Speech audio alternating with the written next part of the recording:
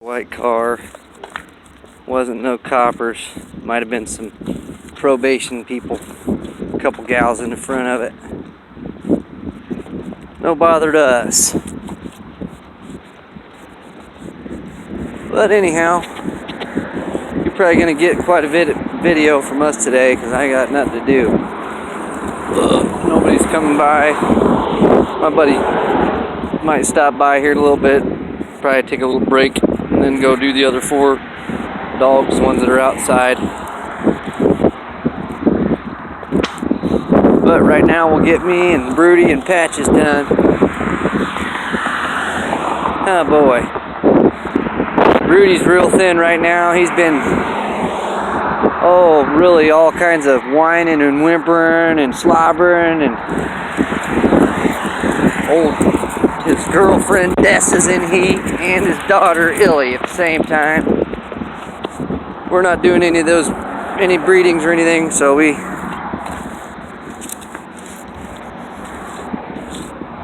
more Scooby-Doo snacks. Look at, I don't know where they're getting this shit at. Some kind of spice.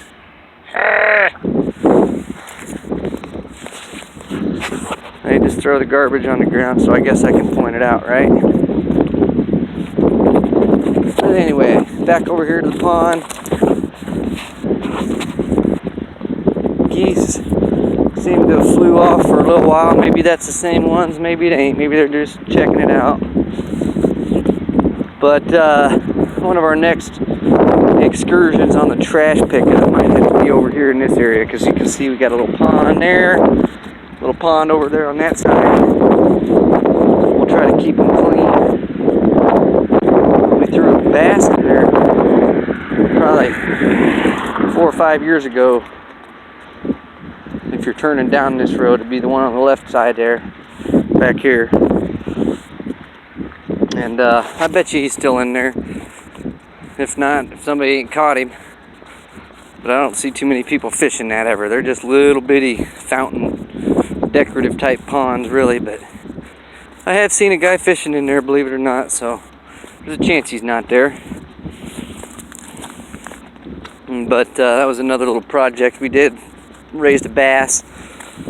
We've done a couple turtle raisings. We'll take one that we find on the road here in the springtime, and we'll give him a new home, help him grow for a couple years, give him a better chance at making it, and then we'll bring him back over there and turn him back free again, and kind of gets the boys a pretty good idea of, if you love it, set it free kind of thing. It's a good thing to do with, natural habitat.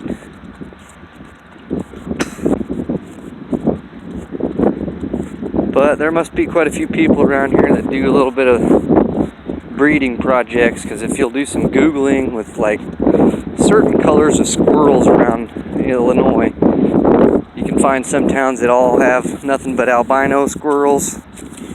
Some towns that have nothing but black squirrels. Some towns have nothing but gray ones, red ones, and so on down the list. But even, I think you get further down southern Illinois, you can even get to some of the areas that have some of the flying squirrel varieties, if I'm not mistaken. But they're pretty cool squirrels, I like watching them. So we've got some in the neighborhood that'll actually come up and you can almost feed them. But thing a lot of people don't really consider that anymore is that they are a food source, when they're in season. Temperatures get right where a lot of the disease is killed off and naturally, and then you can hunt the squirrels and prepare them. I'm sure there's quite a few different ways, and eat them. But it's pretty neat, good food supply, along with fish. You can always get a fishing license in your local area rather cheap, and try to stock up food for the winter. You can actually even catch fish in the winter here.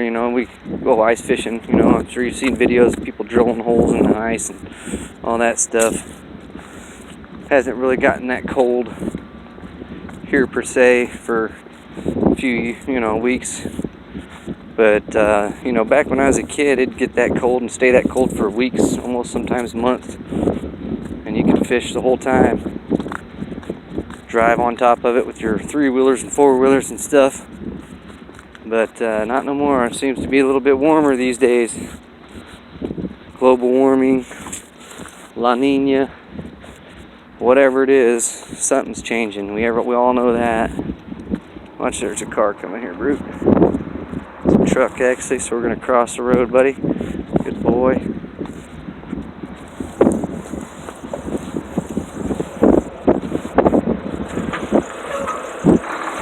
And now, just doing our walking. A couple guys checking out the dog or the truck spot. I'm not sure. They may be looking to deliver something. I think there's a couple Mexican fellers in there look broody and say, "Hey, look at there's a bulldog."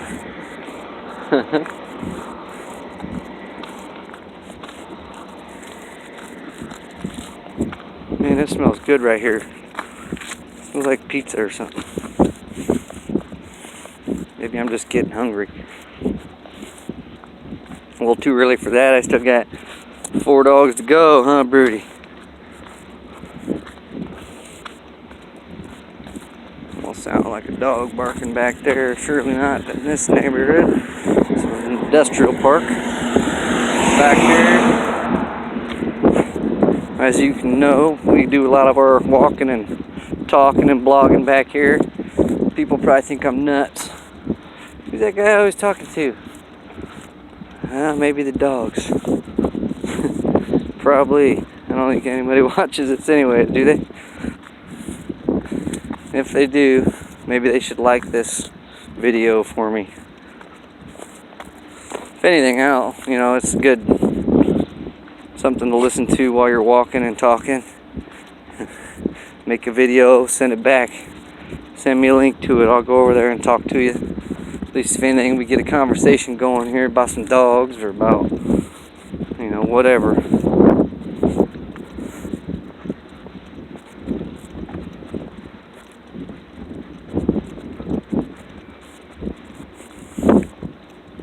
And all these people around the neighborhood are probably sick of seeing me walking around anyways. Oh, there's a worm. I think that one was pulled out of the ground now.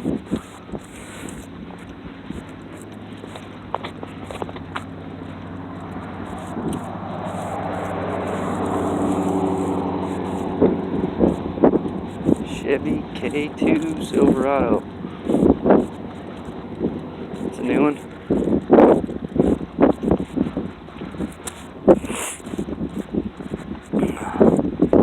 But yeah, just another boring walking video with us. Not much to do, talk about.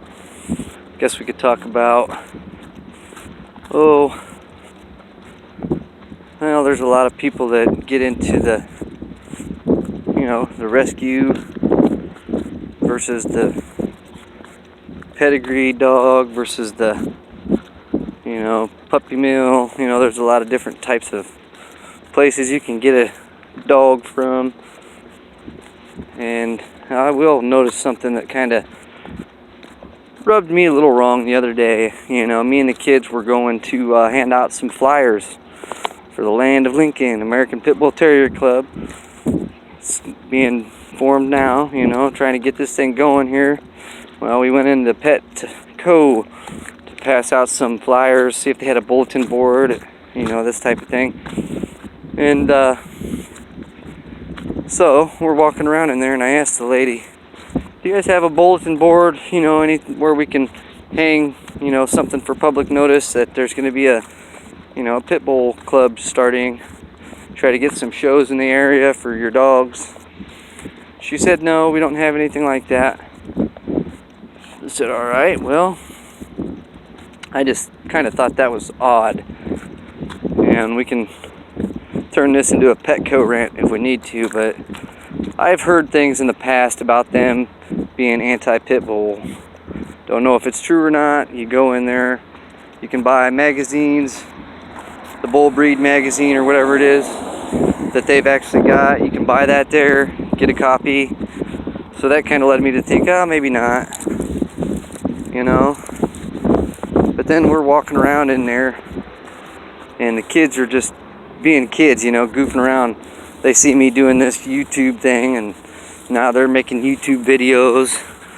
You know, they go around, stick stuff in people's shopping carts, and they've actually got me to do the video in a couple times so they could get a good angle. I don't have no problem with that. It's just good fun. But, you know. What's up, buddy? They see me out doing this and trying to do it too. Lost my train of thought there. There's a whole bunch of cars here. Semi backing up. Some Mexican fellers up there having a rough time getting her backed in. Must be their first time. So maybe they just wanted to check Brutus out again. That's what it is. They say, hell with this trailer, Holmes. We can back this thing in anytime. Here comes that dog again. Let's check him out. That's my best Latin American impersonation there. More like a Cheech or Chong. But anyway, we'll get back into this conversation here now. Traffic's moving again. About the, you know, the breeders and whatever else not. A lot of these places are kind of talk trash about one or the other one way. You know, oh, you're supporting dogfighting, da-da-da-da-da, this and that, because your opinion or whatever, you know. And then you get into the other side of it, well, you're just supporting them. And some of these people get into some pretty heated arguments on this stuff. But you know what I mean. I don't understand why without one there wouldn't be the other, without the other there wouldn't be the other one, you know what I mean. But I just want people to, you know, understand that some dogs aren't worth saving. You know, you got some shitty people out there breeding dogs and not really caring where they go, who they sell them to, things like this. And you know, a lot of these dogs are the ones that are, you know, ending up in the shelters, believe it or not. You know, you get the pedigree dogs that you want to, you know, people have a little bit more pride in. Thing about the papers, you know, things, registration, and the people just have a little bit more pride in those dogs. They know where they're coming from, and you know, these other ones that are in the shelters, you know, is there a chance you could find a dog in there that's actually pedigreed, registered, and bred that can actually be called a pit bull? You know, possibly. Other ones they just label as pit bull mixes of whatever breed they can, you know, come up with at the time that looks like might be in there. But you know, doesn't really do a credit for the breed here, that the people that are actually breeding purebred dogs, you know, for conformation, agility, all kinds of different activities, weight pulls, hog hunting, you know. Some people even use them for raccoons and, you know, other pests around their farms, things like this, which I don't see no problem in. You know, that's giving the dog a purpose. There's nothing better for a dog than a purpose. But you know, some of these people that are just out there getting these dogs just to breed, they don't do nothing with them, you know. Some people might look at me that way, you know, oh, all he does is go out and walk his dogs, you know, yada da. Well, I've done a few different things with my dogs. I'm trying to do more as I get, you know, a little bit more into them as time progresses. Pushing at about, you know, close to 10 years now that we've been living in this house and keeping pit bull dogs. And everybody in the neighborhood will tell you, you know, yeah, he's always out walking his dogs or this or that. And as you can see, it's true. I'm always out here walking my dogs. That's all I really do with them. Mainly they just keep me in shape sometimes I get lucky enough to have a few bucks at the end of the paycheck to take them to a show. I'm not competitive in it by any means, but I do enjoy it. I like to go see the people, all the dogs. So, you know, that's the kind of benefits of the pedigreed side of it. You know, the rescue you're getting from, you know, the place where you don't have any of the background on the dog's lineage, genetics, anything. You're just kind of taking a crapshoot and saying, well, I hope I got a good one. You know, when you actually get a pedigree dog from a, you know, reputable breeder that puts time and effort into their breedings, you're going to be able to know what you're getting, more or less, you know. Oh, this dog doesn't have any genetic flaws. It isn't going to have hip dysplasia, you know. Any of these things that you may not be able to tell when you're getting a dog from the rescue because you don't know any of the lineage on it. You know, some of these breeders have been breeding dogs for, you know, 40, 50 years. Some of them have been family bred for around 100, you know. With one family's name consistently being on the pedigree, they know quite a bit about that dog's history and the, you know, genetic flaws that may or may not be there, you know, versus the you know, the unpapered shelter dog. You have no idea. You're not even 100% sure that it's a pit bull, as you want to label it, you know, because everybody wants a pit bull these days, you know, everybody's got to have one. I don't know about where you're at, but there's probably at least a dozen other ones around our neighborhood, and this is a relatively small neighborhood, and you know, that's not counting my 6. But you know, a lot of people around here will get one and just give it up. This one house up here, kid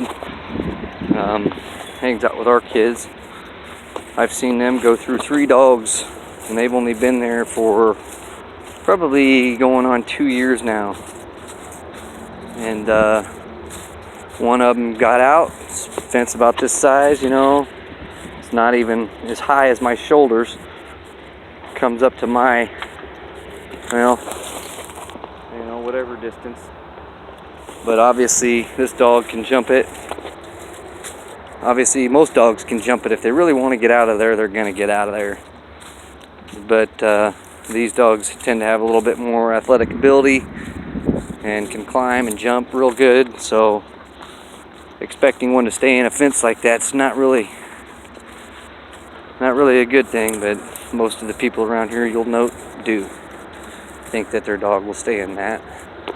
Some do, some don't. You know, you got to keep an eye on your fence, just like your leashes and collars and everything else. We're almost done with Broody now. Back to our little neighborhood here.